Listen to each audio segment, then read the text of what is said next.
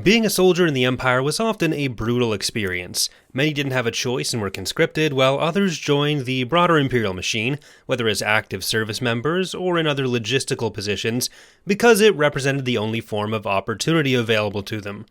Sometimes this meant you were forced to be involved in atrocities, but other times you could become the atrocity if you were involved in one of the Empire's many horrifying weapons development programs, which involved experimenting on those under the Emperor's command. You may be most familiar with the Dark Trooper project as a bunch of high-tech robots being advertised as the end of the Empire's troubles. More on that kind of Imperial propaganda in one of my next videos, but the roots of the Dark Trooper project in the Legends continuity go back to the period just after the Clone Wars with the Dark Trooper Phase Zero. After the Clone Wars, the Empire was still low on new recruits while they established their institutions, but they still did need significant numbers of troops to exert their power over the galaxy, especially in areas where strong resistance still did exist from CIS holdouts.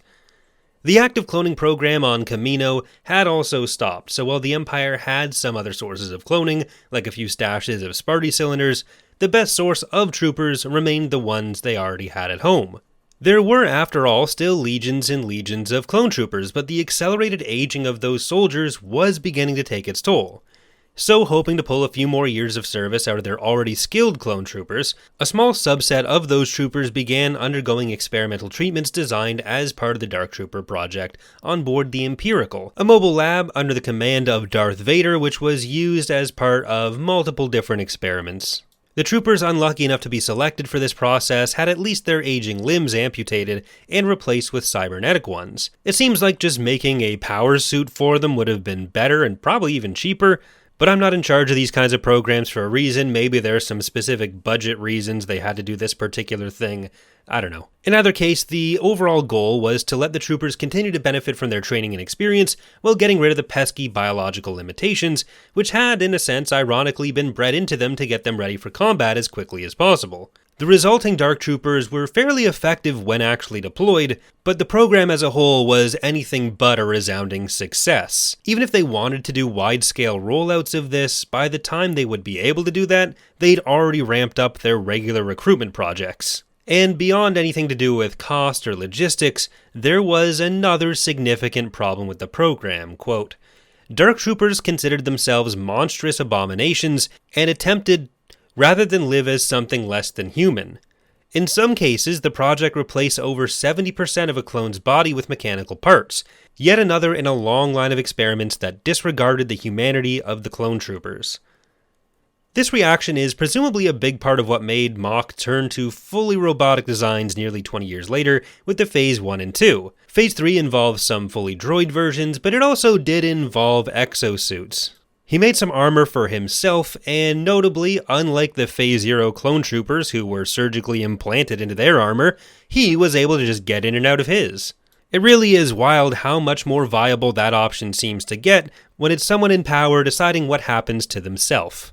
Our second project takes us a little bit later into the Star Wars Legends timeline. This one was undertaken during Palpatine's return to life and leadership in Dark Empire. So this next project took some of the principles of the Dark Trooper Phase Zero project and put them in space. The result was a fighter called the Shadow Droid. In a certain sense, at least by comparison, the Dark Troopers who had up to 70% of their bodies replaced were lucky compared to the Shadow Droids, since the Shadow Droids were made by creating an essentially full droid starfighter and then implanting the brain of a fallen or injured Imperial fighter ace. We don't know how high the bar for injured here is. Maybe it meant they were on the verge of death, but maybe it also meant they just wouldn't have been able to participate in active service anymore. The Empire wasn't one to let a good pilot escape, so they would just scoop out the brains and into the droid they go. These droids would have all of the piloting skills of the original properly alive pilots, but with even more enhanced reflexes, helped along by the fact that they were fully integrated into the fighters. They also weren't held back by the human considerations which made the clone Dark Troopers question their own existence, since any real sentience was stripped from them, and they were effectively always under the influence of the reborn Emperor through their connection to the Force as technically living pilots. It was also said that these cyborg fighters could access and manipulate the Force themselves, although given their lack of any true conscious thought, it probably wasn't much beyond essentially a sensor package for them, allowing them to like this video and subscribe for more. In some ways, the Shadow Droids feel similar to a technology called entechment used by the Seruvi Imperium, basically a faction made up of hyper-religious dinosaurs who never discovered electricity in regular forms. Instead, they powered all of their tech through harnessing souls. Their fighters, swarm droids, operated under somewhat similar principles to the Shadow Droid in a way. The brains weren't kept in the ship, but the essence of the being who was enteched and was powering the fighter with their soul was still, at least somewhat consciously, within the fighter. We do know this was a technology Palpatine was interested in, having secretly sacrificed several colony worlds on the Galactic Fringe in exchange for some of the secrets behind it. So it's possible this was an inspiration for the Shadow Droids, even if the Shadow Droids weren't a direct one-to-one recreation. It seems like when Palpatine had his final death, he took the Shadow Droids with him. So really, neither of the projects we've covered so far had a particularly long service life. Both of them were also more geared towards open warfare, and would be pretty hard to hide the effects of. There's a giant fighter, and there's a clone trooper with cybernetic limbs inside armor. But the next program we're going to talk about was a bit more low-key, and it still involves a lot of brains and surgeries. This program, to create sleeper agents essentially, was described by one of its victims, a Mon Calamari named Turpin, as a vivisection. Basically, a vivisection would be experimental surgeries on living beings, but these surgeries weren't solely experimental. Turpin underwent a partial lobotomy at the hands of his Imperial captors, quote, "The doctors had sawed open his skull and scooped out portions of his brain, segments that control the Calamarian's loyalty, his volition, and his resistance to special commands.